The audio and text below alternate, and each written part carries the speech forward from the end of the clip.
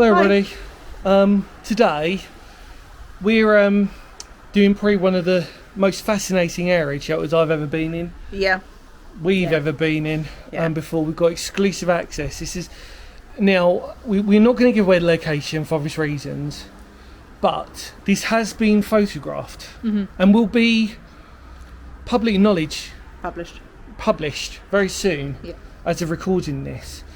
So first off, we want to say a huge thanks to the owners because the fact that nobody's actually ever filmed this before properly is very, very special.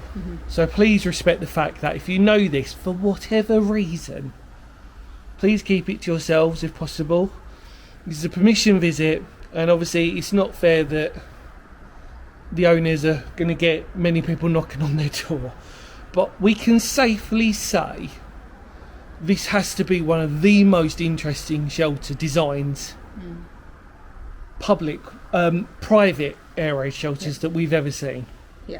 Because you'll get why when we go down there, because it almost looks like it should be more important than it actually needs to. We will tell you some interesting stuff that pertains to this as well, without giving away names specifically. But as we've always said, we will document this ourselves away from this video so that we've got a good documentation of it as well. So, you ready? Let's go. Let's do it, come on.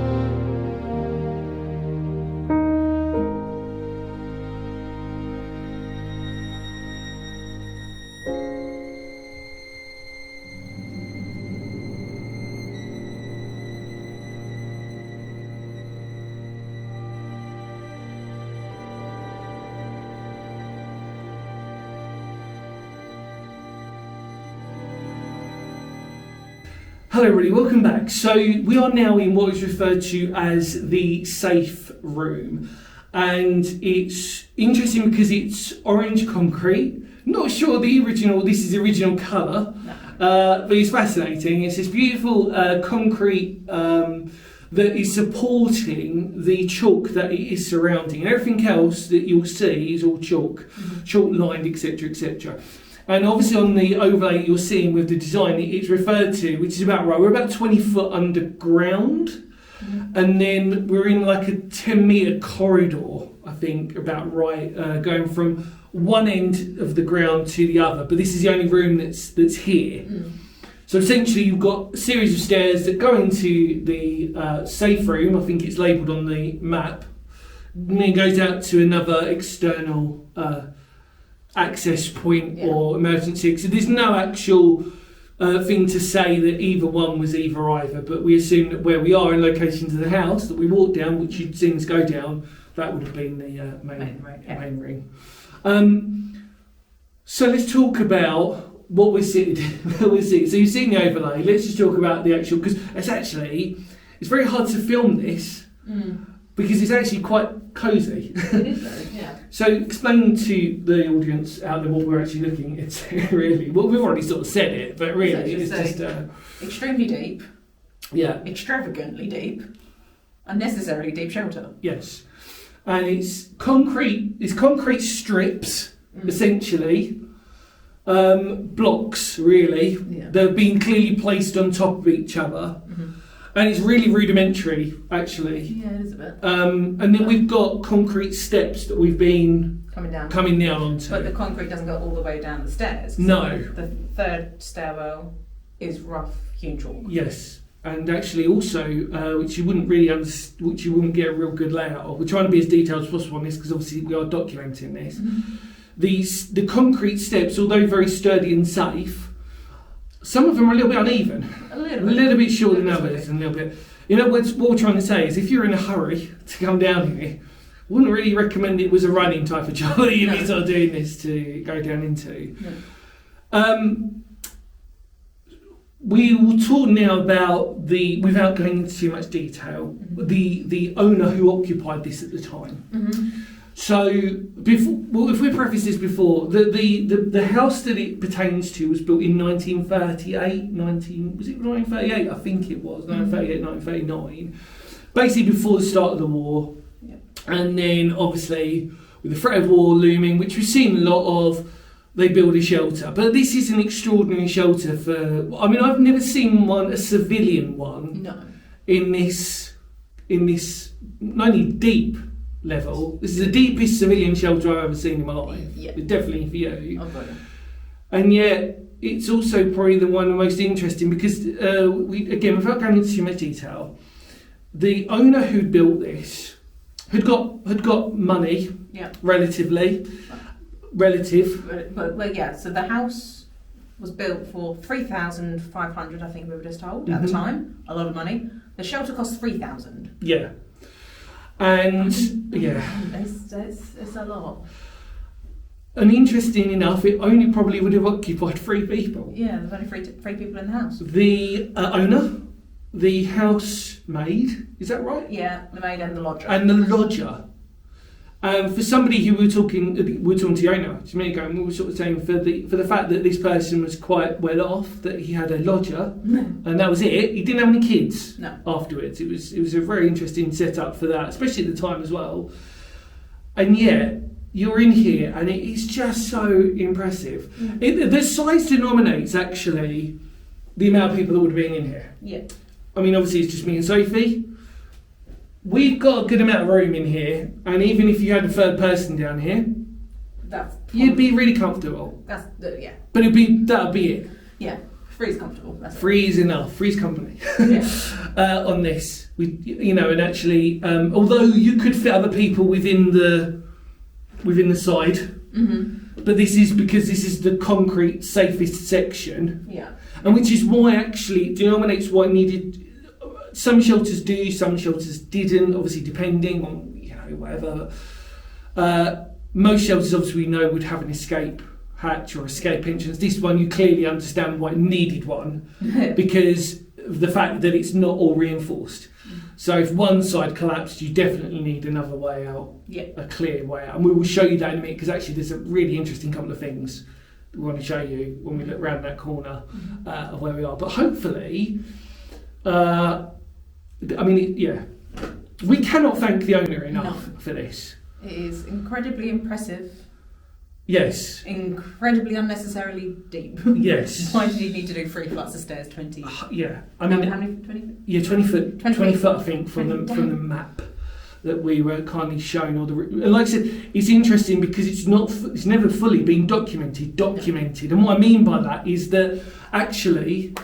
It's not easily accessible.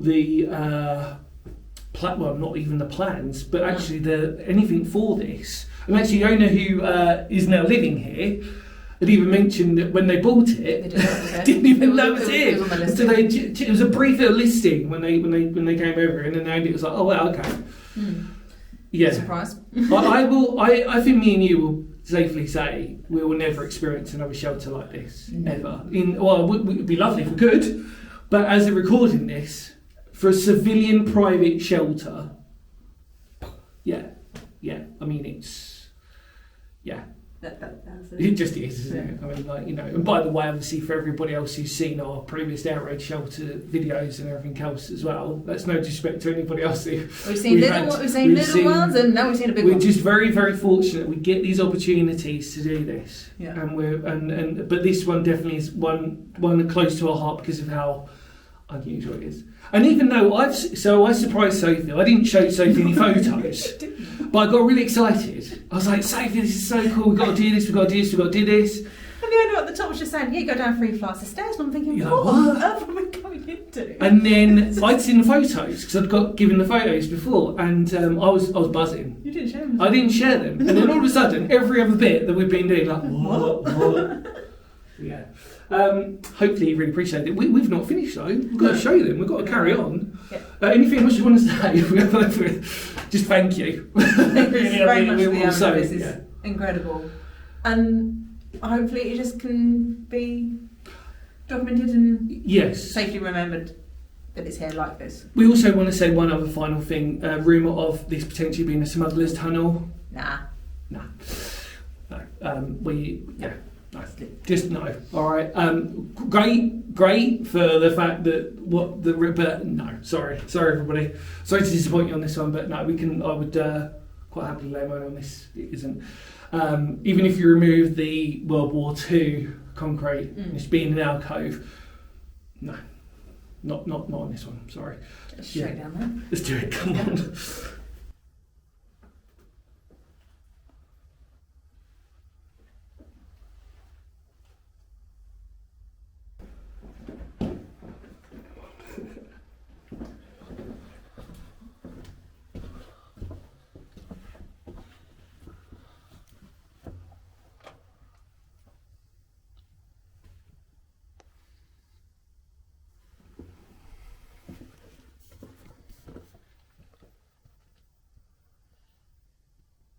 Hi everybody, so we now just made it around the corner, and this is really on the map obviously where what would have been referred to as the exit would have been.